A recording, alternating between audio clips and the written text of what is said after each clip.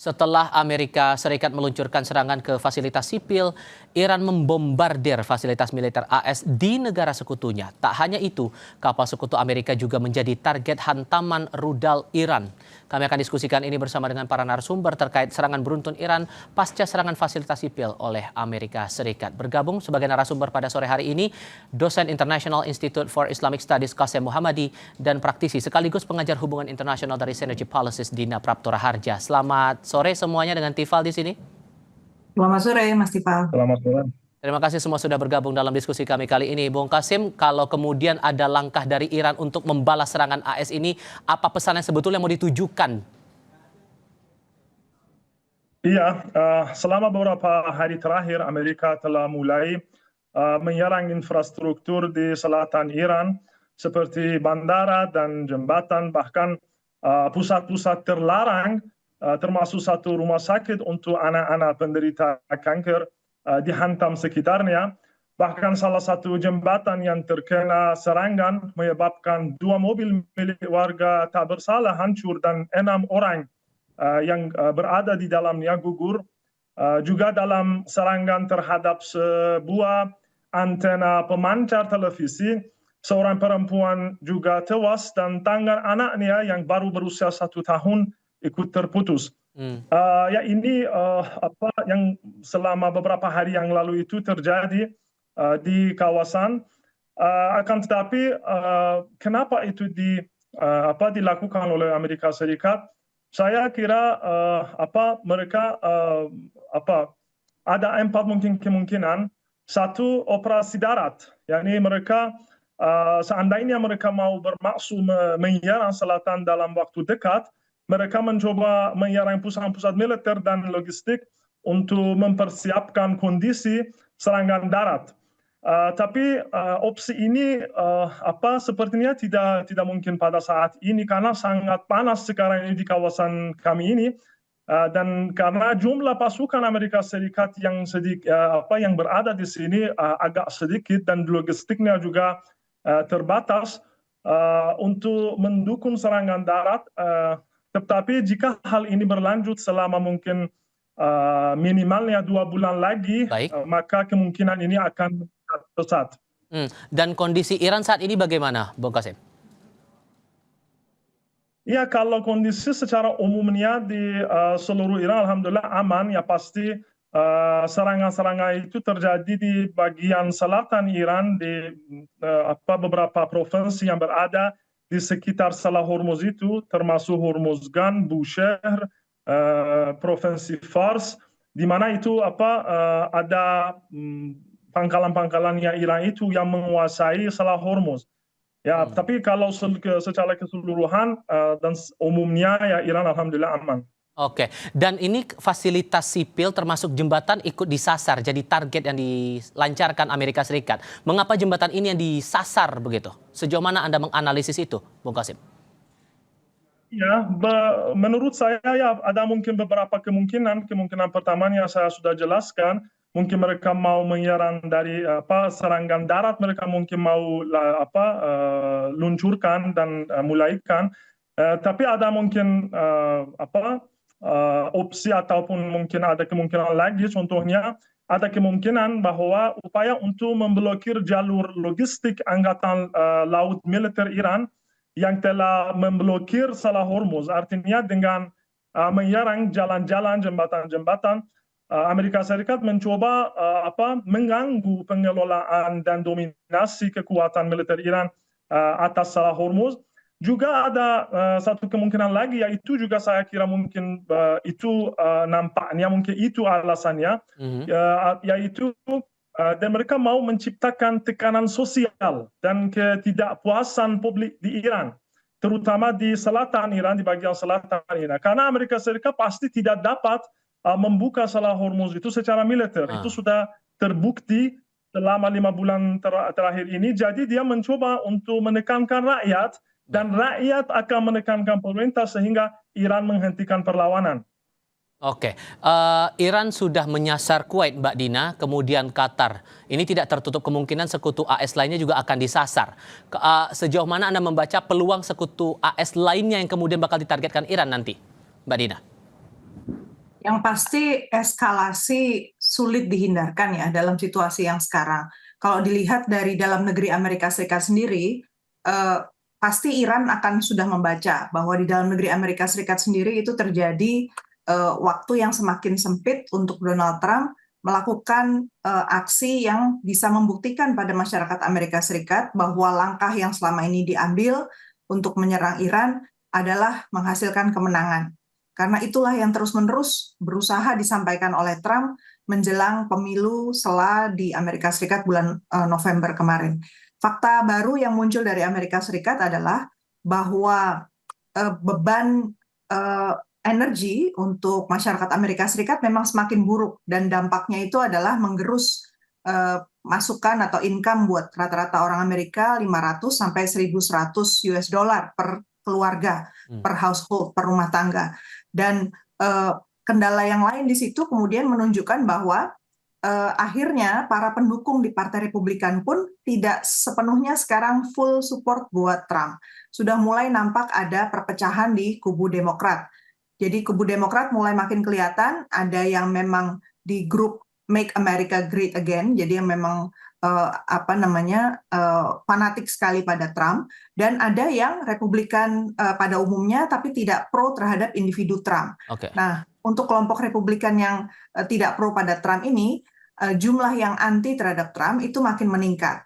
Dan kemarin tanggal 16 Juli, jadi baru saja 2 hari lalu, dari House of Representatives, dari Parlemen Amerika Serikat mengucurkan dana baru ini untuk perang Iran. Satu ada 60 miliar US dollar untuk munition replenishment, jadi untuk menggantikan munisi-munisi yang rusak, dan 13 miliar US dollar untuk intelligence operation yang memang ditujukan untuk merusak infrastruktur di Iran. Oke, sederhananya poinnya adalah? Poinnya adalah bahwa dari sisi Amerika Serikat sendiri eskalasinya jelas akan makin tajam. Makanya menurut saya di Iran pun pasti akan melakukan persiapan untuk mengantisipasi dampak-dampak terburuk itu dengan cara melakukan serangan balasan. Oke, kalau kemudian tadi Bung Qasim sempat menjelaskan ada kemungkinan untuk mengusik kondisi sosial Iran, makanya kemudian AS menyerang fasilitas sipil, Mbak Dina, Anda juga menangkap hal yang sama atau ada maksud lain di balik serangan AS ke fasilitas sipil seperti jembatan itu tadi? Tapi jawabnya nanti ya, kita jeda dulu, tetap di Kompas TV, Saudara. Sebelum melanjutkan diskusi, kami sampaikan dulu beberapa informasi berikut, Saudara. Militer Amerika Serikat menghancurkan menara kendali maritim di Pelabuhan Syahid Kalantari, Syabakar, Iran Tenggara. Pusat Komando Amerika Serikat CENTCOM menyebut serangan mengurangi kemampuan Iran untuk mengatur serangan terhadap kapal sipil. Fasilitas itu berada di kawasan Teluk Oman dan diklaim menjadi bagian dari sistem pengawasan yang digunakan Iran untuk memantau aktivitas pelayaran di sekitar Selat Hormuz. Kantor berita pemerintah Iran melaporkan bangunan menara kontrol mengalami kerusakan total akibat serangan itu. Namun tidak ada korban jiwa maupun luka dalam insiden.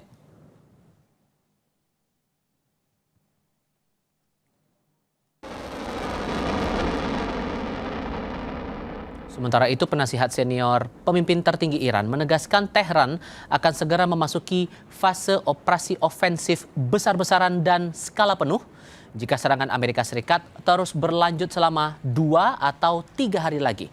Pernyataan menjadi salah satu sinyal paling keras dari pejabat tinggi Iran sejak konflik dengan Amerika Serikat kembali memanas dalam beberapa pekan terakhir. Komentar itu mengindikasikan Tehran tengah mempertimbangkan perluasan target operasi militernya apabila serangan udara Amerika tidak segera dihentikan.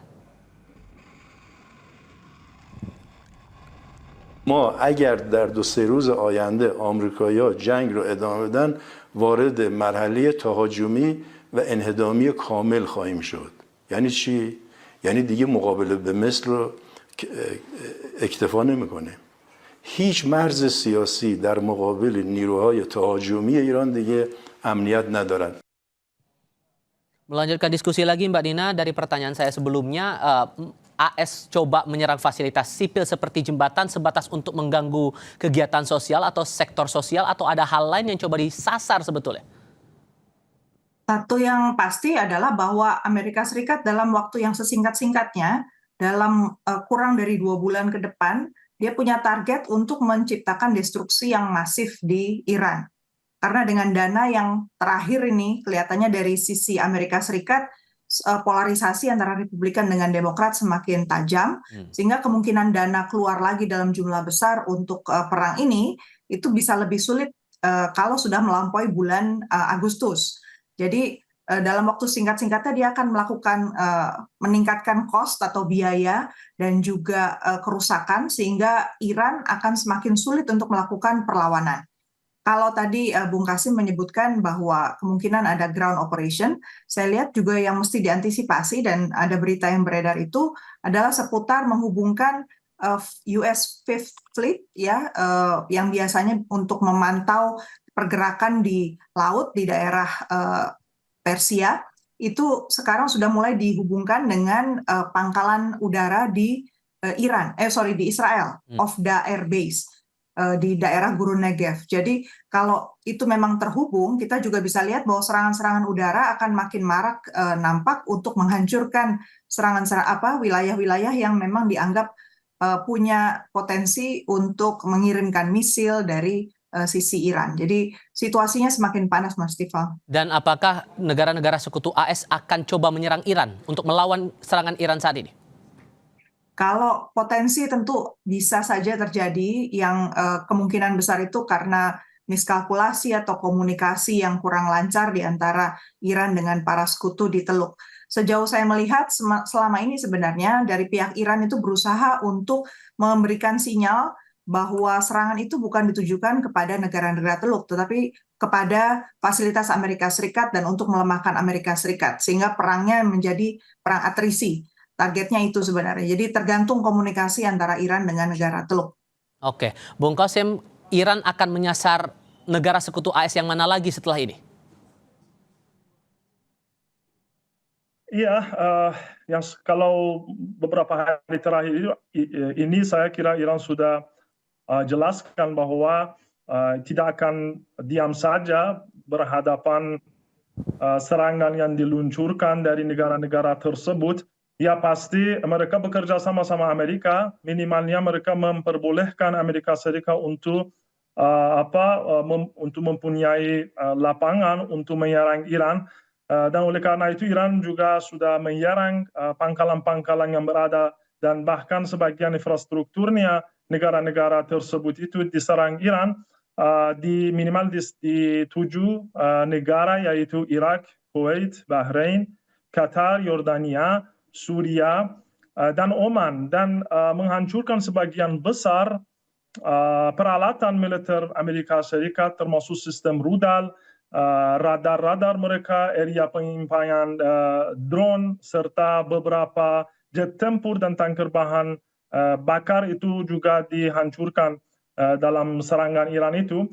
Dan saya kira kalau serangan terhadap pangkalan At-Tanaf di Syria itu luar biasa dan sangat penting, karena dalam satu hal yaitu serangan ini merupakan peringatan yang cukup besar bagi rejim Suria, karena selama beberapa hari terakhir Trump telah mengumumkan bahwa rejim penguasa di Suria untuk memasuki perang melawan Hizbullah.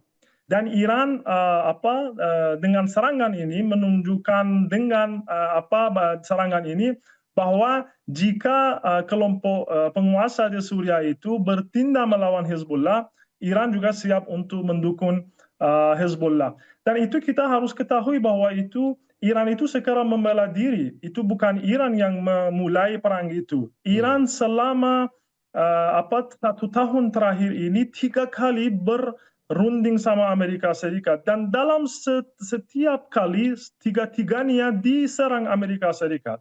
Oleh karena itu Iran dari sisi warga, dari sisi pimpinan militer, mereka sama sekali tidak percaya bahwa perundingan ataupun negosiasi sama Amerika itu akan berhasil, dan itu hanya perlawanan dan perjuangan terhadap mereka yang akan berhasil, dan semua hak-hak Iran itu akan akan dikembalikan ke Iran dengan leverage, ya. Baik. Dengan leverage, dan leverage itu adalah Salat Hormuz.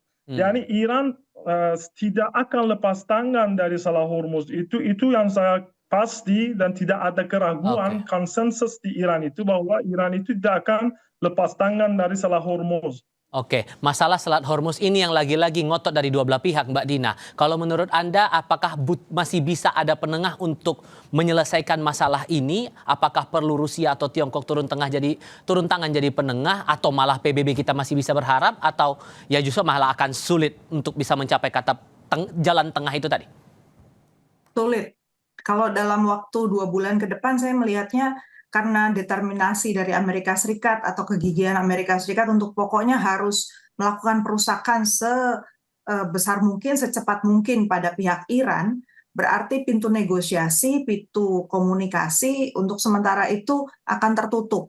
Satu yang menjadi potensi sebenarnya bukan lagi Rusia atau China ya sebagai penengah, apalagi Perserikatan Bangsa-Bangsa dalam konteks sekarang itu yang paling bisa membangun komunikasi dan akhirnya nanti membuka jalur diplomasi lagi itu adalah negara-negara tetangga. Jadi peran negara Teluk, kemudian negara lain yang ada di sekitar sana seperti Turki, itu menjadi sangat-sangat penting sebenarnya karena stabilitas di kawasan itu bukan hanya kepentingan buat Iran dan Amerika Serikat, tapi juga buat negara-negara lain yang memang hidupnya bergantung juga dari choke points itu ya, wilayah yang menyempit dan sekarang menjadi taruhan dan sulit sekali untuk dibuka hanya karena Amerika Serikat masih punya agenda pokoknya harus menaklukkan Iran. Oke. Bung Qasim, kalau Anda melihatnya, apakah perlu ada penengah lagi di sini untuk menyelesaikan masalah, atau ya hanya menunggu Amerika Serikat untuk melonggarkan ego saja? Iya, saya kira kalau yang di sini kalau perantara atau pihak tetangga macam itu, saya itu tidak akan berhasil karena Amerika Serikat itu kesombongannya luar biasa. Dia pasti tidak mau diperlihatkan sebagai pihak yang rugi atau yang kalah. Oleh karena itu, saya kira itu nampaknya tidak begitu, solusinya tidak begitu sederhana. Dan tapi kalau bisa dalam satu hal bisa dia menerima bahwa dia sudah kalah, dia tidak bisa membuka Selat Hormuz tanpa izinnya, tanpa koordinasinya sama Iran, ya pasti saya kira itu insya Allah akan selesaikan problem di Selat Hormuz itu. Oke, Bung Qasim, Mbak Dina, terima kasih banyak sudah mau berdiskusi bersama saya kali ini. Sehat selalu untuk Anda berdua. Selamat sore. Selamat sore.